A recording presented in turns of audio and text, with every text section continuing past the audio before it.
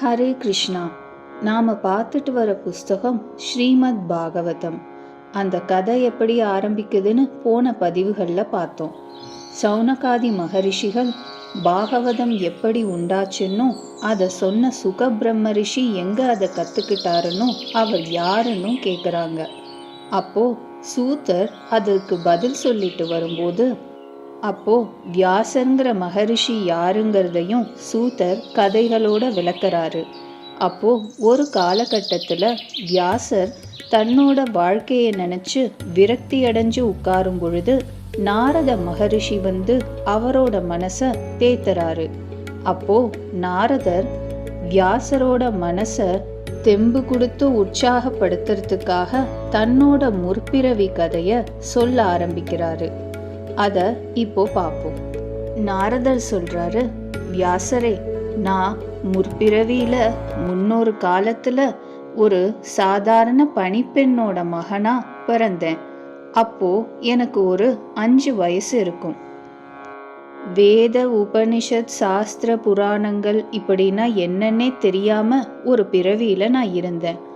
அப்போ ஒரு சமயம் மழைக்காலம் வந்தது. என்னோட அம்மா ஒரு மடத்துல சுத்தம் செய்யற ஒரு பணி வேலைய ஏத்துக்கிட்டாங்க. மழை காலத்துல ஒரு 4-5 மாசம் சாதுர்மாசிய விரதம்னு சொல்லி மகரிஷிகள்லாம் ஒரே இடத்துல தங்குவாங்க. அப்படி எங்க ஊர்லயும் ஒரு மடத்துல சாதுர்வாசிய விரதத்திற்காக சில சாதுக்கள் வந்து தங்கியிருந்தாங்க. அந்த மடத்துல தான் எங்க அம்மா சுத்தம் செய்யற வேலைய செஞ்சிட்டு இருந்தாங்க. அப்போ எனக்கு 5 வயசு தான் இருக்கும். நான் எங்க அம்மா வேலை செஞ்சிட்டு இருக்கும்போது கூடவே நின்று தொந்தரவு பண்ணிட்டு இருந்ததுனால எங்க அம்மா சொன்னாங்க, போப்பா, போய் அந்த சாதுக்கள் பக்கத்துல உட்கார்ந்து அவங்க என்ன பேசிக்கிறாங்க சொல்றாங்கங்கிறத கேளு. அந்த நல்ல விஷயம் கேட்டா உனக்கும் நல்ல புத்தி வரும். இப்படி நான் ஒவ்வொரு நாளும் அந்த சாதுக்களோட உட்கார்ந்து அவங்க சொல்றதையெல்லாம் கேட்டுக்கிட்டு புரியுதோ புரியலையோ அந்த இடத்த விட்டு அசையாம இருந்து அவங்களுக்கு வேண்டிய சில சின்ன சின்ன உதவிகளையும் பண்ணி அவங்களுக்கு சேவை செஞ்சுட்டு வந்துட்டு இருந்தேன். இப்படி அந்த சாதுக்கள் அந்த மடத்துல தங்கியிருந்த 4 மாசங்களும் நான் கூடவே இருந்து அவங்களுக்கு பணிவிடைகளும் பண்ணி அவங்க பண்ணின சத்சங்கங்களையும் கேட்டுட்டு இருந்தேன். அப்போ அந்த சாதுர்மாசிய விரத காலம் முடிஞ்சு அந்த சாதுக்கள்லாம் கிளம்பி வானப்பிரஸ்தமா போனாங்க. அப்படி அவங்க போகும் பொழுது நான் அவங்களுக்கு நமஸ்காரம் பண்ண அவங்க எனக்கு ஞானோபதேசம் பண்ணாங்க. இப்போ வியாசர் கேட்குறாரு, அப்படியா, அவங்க விட்டுட்டு போனதுக்கு அப்புறம் நீங்க என்ன பண்ணீங்க அப்படின்னு நாரதர்கிட்ட கேட்குறாரு. நாரதர் சொல்றாரு, எனக்கு அந்த சில சாதுக்கள்கிட்ட பழகின சத்சங்கமே ரொம்ப பிடிச்சு போனதுனால இன்னும் நிறைய ஊர்களுக்கு போய் நிறைய சாதுக்கள்கிட்ட பழகி சத்சங்கம் ஏற்படுத்திக்கணும்னு ரொம்ப ஆசை வந்தது. ஆனா எங்க அம்மாவோ என்னை விட்டு பிரிய மனசில்லாம இருந்தாங்க. எங்க அம்மாக்கு என்னை விட்டா வேற யாரும் கிடையாது. அதனால நானும் என்ன பண்ணுறதுன்னு யோசிச்சுட்டு இருந்தேன். அப்போ ஒரு நாள் வெடிகாலம்புற எங்க அம்மா பால் கறக்கிறதுக்காக இருட்டுல மாட்டு கொட்டகைக்கு போனாங்க. தெரியாதனமா ஒரு பாம்பை மிதிக்க அந்த பாம்பு அவங்கள கடிச்சு அவங்க உடனேயே இறந்துட்டாங்க. இதை நினைச்சு நான் துக்கப்படாம இதுவே என்னோட அத்தியாத்ம வாழ்க்கைக்கும் சாதனைக்கும் உதவி புரியறதுக்கு கடவுளா செஞ்ச கருணைன்னு நினைச்சிட்டு நான் அந்த ஊரை விட்டு கிளம்பிட்டேன். இப்படி எதுவுமே தெரியாத பாலகனா இருந்ததுனால கால் போன போக்குல போயிட்டு இருந்தேன். இப்படி நடந்து நடந்து கடைசியில ஒரு அடர்ந்த காடு வந்துடுச்சு. இருட்டாவும் ஆயிடுச்சு. என்ன பண்ணுறது? பொழுது சாஞ்சிடுச்சேன்னு அந்த காட்டுல இருந்த ஒரு நீரோடையிலேயே குளிச்சேன். அப்புறம் உடம்பு அயற்சியா இருந்ததுனால மேலே நடக்க முடியாம அங்கேயே ஒரு சின்ன அரச மரத்தடியில உட்கார்ந்து அந்த சாதுக்கள் செய்த ஞானோபதேசத்தின்படி என் மனசுல பகவானை நினைச்சு தியானம் பண்ண ஆரம்பிச்சேன். அந்த ஞானோபதேசத்தோட மகிமையினால என்னோட சித்தம் என் மனசு அப்படியே பகவானோட திருவடிகள்ல அடங்கி போய் எவ்வளவு நேரம் எவ்வளவு நாட்கள் சென்றதுன்னு தெரியாம நான் தியானத்திலேயே லயிச்சு இருந்தேன். இப்படி தியானம் பண்ண பண்ண சிறிது சிறிதா பகவானோட ஸ்வரூபமும் என்னோட ஹிருதயத்துல தெரிய ஆரம்பிச்சுது. பகவானோட தரிசன ஆனந்தத்துல ரொம்ப ஆத்ம சந்தோஷத்தோட அசைவற்று இருந்தேன். நான், என் உடம்பு, நான் எங்க இருக்கேன், இரவா பகலா எதுவுமே தெரியாத ஒரு அத்வைத ஆனந்த நிலையில என் மனசு உள்ளுக்குள்ளேயே அடங்கி போயிடுச்சு. இப்படி தியானம் பண்ணிட்டே இருக்கும் பொழுது திடீரென தியானம் கலைஞ்சு பகவானுடைய ஸ்வரூபமும் என்னுடைய ஹிருதய கண்ணுலேந்து மறைஞ்சு போச்சு. இதை தாங்க முடியாம நான் தவிச்சு அழுது கதறும் பொழுது பகவானோட அசரீரி சப்தம் கேட்டது. குழந்தாய், நீ சாதுக்களுக்கு பண்ண சேவையினால என்னுடைய தரிசனம் ஒரு தடவை உனக்கு கிடைச்சது. ஆனா அந்த தரிசனம் உனக்கு மேல மேல பக்தியை தூண்டிவிடும். ரொம்ப நாள் தவம் செய்பவர்களுக்கும் கிடைக்காத அந்த தரிசனம் உனக்கு சாது சேவையினால சுலபமா கிடைச்சிடுச்சு. நீ மேலும் மேலும் என் மேல பக்தி செய்து இந்த பிறப்பையும் துறந்து பின்னர் எனக்கு பிரியனான ஒரு ஜீவனா இந்த லோகத்துல நீ சஞ்சரிப்பாய். நாரதர் வியாசர் கிட்ட சொல்றாரு, இந்த மாதிரி அந்த பரபிரம்மமான பகவான் ஆகாசத்துல ஒளி வடிவமா தோன்றி சப்த ரூபமா எனக்கு இந்த அனுகிரகத்தை பண்ணிட்டு அப்படியே மறைஞ்சு போயிட்டாரு. பகவான் சொன்னபடியே இந்த பிறப்பை எப்படி விடுறதுன்னு யோசிச்சுட்டு எப்போ உயிர் போகுமோன்னு காத்துட்டு இருந்து இருக்கிற நாளெல்லாம் பகவானை பற்றியே நினச்சிட்டு ஜபம் பண்ணிக்கிட்டு தவம் பண்ணிக்கிட்டே வாழ்ந்துட்டு இருந்தேன். இப்படி வாழ்ந்துட்டு இருக்கும்போது ஒரு நாள் திடீர்னு மின்னல் தாக்கி என்னுடைய சரீரமும் விழுந்து போச்சு. பின்னர் நான் ஒரு சாதாரண ஆத்ம ஒளியா பிரபஞ்சத்துல சஞ்சரிச்சிட்டு இருந்தேன். அப்புறம் பிரளய காலம் வரும்பொழுது சர்வ ஜீவராசிகளும் பகவான்குள்ள ஐக்கியமாகும் பொழுது பிரம்மதேவரோட சேர்ந்து நானும் அந்த குடாகேஷ நாராயணன் கிட்ட ஐக்கியமான. இப்படியே அத்வைத ஒளியா இருந்துட்டு வரும்பொழுது 1000 சதுர்யுகத்திற்கு அப்புறம் பகவான் சிருஷ்டியை திரும்பவும் துவங்க நினைக்கும் பொழுது பல ஜீவராசிகள் அந்தந்த நிலையிலேயே தோன்றும் பொழுது நான் நாரதனா இப்படி திவ்ய வீணைய அந்த பரபிரம்மத்துக்கிட்டேந்தே பெற்றவனா உண்டானேன். அன்றிலிருந்து பகவான் ஸ்மரணையும் ஜபமும் பஜனையுமே என்னுடைய வாழ்க்கையா, என்னுடைய சித்தமா, என்னுடைய சிந்தனையா, என்னுடைய செயலா இருந்துட்டு வருது. எனக்கு எந்தவித கட்டுப்பாடும் இல்லை, எந்தவித ஆசைகளும் இல்லை, எந்தவித வைராகியமோ விவேகமோ எதுவுமே இல்லை. இது பகவானாலேயே அனுகிரகிக்கப்பட்டது.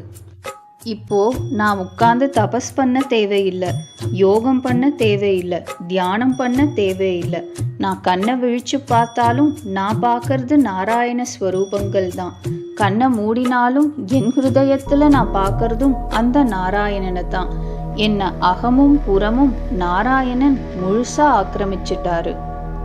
பகவானுடைய கருணைய பகவான் இந்த நிலையை எனக்கு கொடுத்தது ஒரு பிறவியில கொஞ்ச காலங்கள் நான் பண்ண சாது சேவையும் பகவத் ஸ்மரணையும் ஆசைகளை அலட்சியப்படுத்தின மனோபாவமும் தான் இதற்கு காரணம். பகவானுக்கு தனக்கு நேரடியா கைங்கரியம் பண்றவங்களை விட தன்னுடைய பக்தர்களுக்கும் பாகவதர்களுக்கும் சாதுக்களுக்கும் கைங்கரியம் பண்றவங்களை ரொம்ப பிடிக்கும்.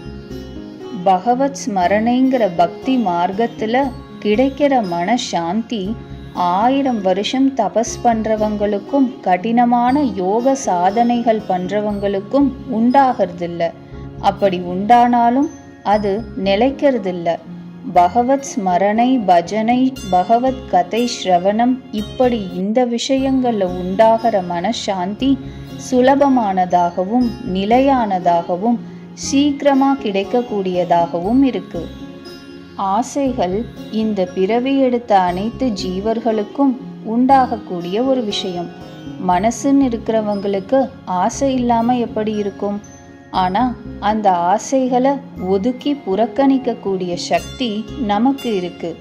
அந்த ஆசைகளுக்கு முக்கியத்துவம் கொடுக்காம பகவானையே நினைச்சிட்டு வாழ்ந்துட்டு இருந்ததுனால இப்படி நான் செய்த 3 விஷயங்கள்னால வெகு சுலபமா நான் இந்த நிலையை அடைஞ்சிருக்கேன். அதனால வியாசரே, லோகத்துல இருக்கிற அனைத்து ஜீவர்களும் பக்தி மார்க்கத்துல பகவான சுலபமா அடையும்படியான கதைகளை பற்றி நீங்க எழுதினீங்கன்னா உங்களுக்கும் நல்லது, ஜீவர்களுக்கும் நல்லது. இப்படி சொல்லிட்டு நாரதர் அந்த வியாசர்கிட்ட விடை பெற்று தன்னுடைய இருப்பிடமான சத்தியலோகத்துக்கே ஆகாயத்துக்குள்ள போய் மறைஞ்சிட்டாரு. அப்போ சூதர் சொல்றாரு சௌனகாதி மகரிஷிகள் கிட்ட, நாரதர் இந்த மாதிரி வியாசருக்கு மனசை தேத்திட்டு கிளம்பிட்டாரு. வியாசரும் ஓரளவுக்கு தெளிவு உண்டானவரா காட்டுல போய் தபஸ் பண்ண ஆரம்பிச்சாரு. அப்போ அவர் ஒரு நாளைக்கு ஒரு மரத்துல 2 குருவிகள் தன்னுடைய குஞ்சு குருவிகளுக்கு ரொம்ப பாசத்தோட உணவு ஊற்றத பார்த்தாரு. அதை பார்த்த உடனே வியாசருக்கு தோணிச்சு, எப்படி ஒரு சாதாரண மிருகத்துக்கு கூட இவ்வளவு புத்திர பாசம் இருக்கு, பந்த பாசம் இருக்கு.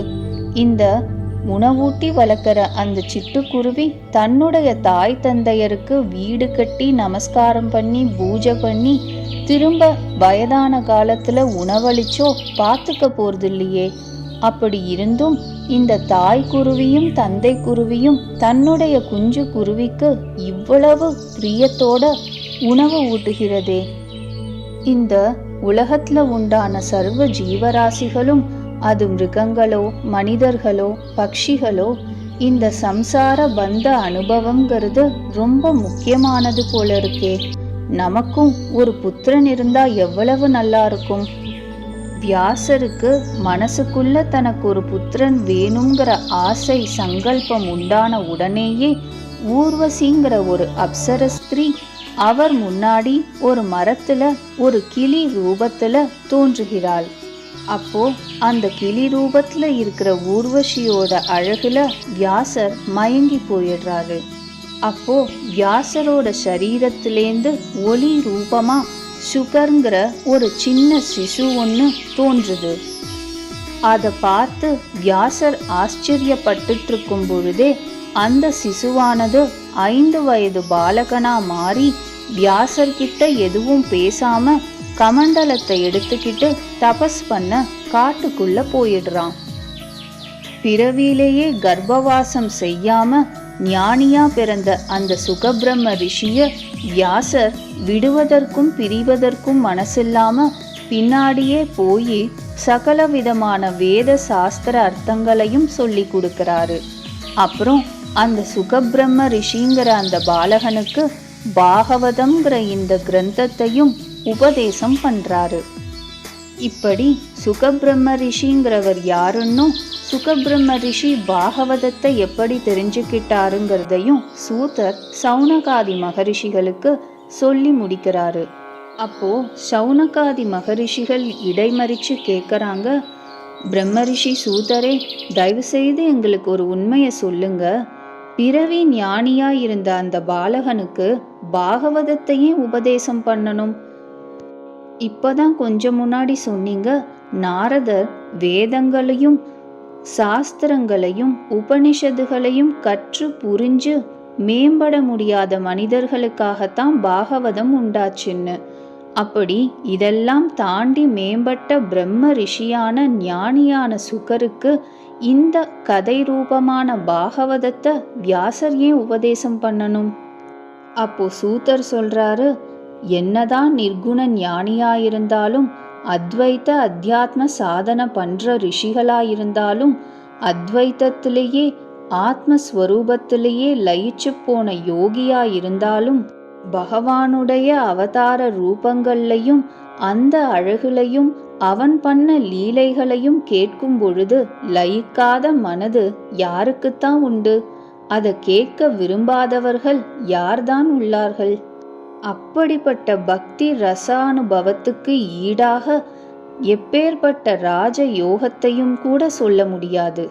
அதனாலதான் எப்பேற்பட்ட பிரம்ம ஞானிகளோ மகரிஷிகளோ மகா தபஸ்விகளோ சித்த புருஷர்களோ பகவானுடைய பக்தி ரசம் மிகுந்த கதைகளை கேட்பதிலையும் பகவானுடைய நாமங்களை ஜபிப்பதிலையும் பஜிக்கிறதுலையும் தன்னோட மனசை லயிக்க வச்சு ஆனந்தப்படுறாங்க.